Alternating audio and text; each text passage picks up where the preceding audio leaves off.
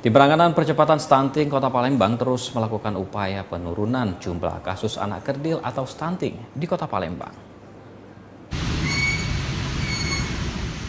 Kasus stunting di Kota Palembang berdasarkan perhitungan EPPGBM yang dilakukan Puskesmas Sekota Palembang, jumlah tertinggi terjadi di tahun 2019 yang besarannya 7,5%.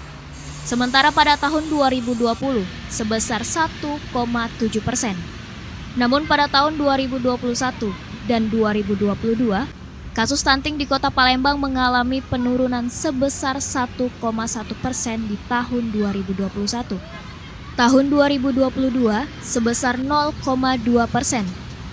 Angka-angka itu berdasarkan data dari Dinas Kesehatan Kota Palembang yang melakukan pantauan setiap tahunnya sekitar 120.000 balita. Arthur Febriansyah, Sekretaris Tim Penanganan Percepatan Stunting Palembang mengatakan, penyebab paling tinggi kasus stunting karena orang tua yang merokok.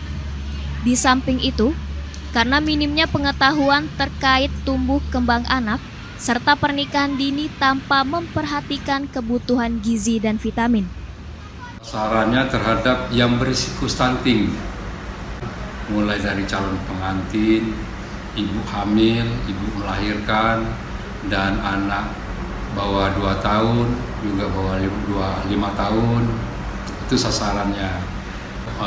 Data gizi keluarga, Palembang ada di urut kedua untuk Sumsel di 16,1% setelah Pagar Alam.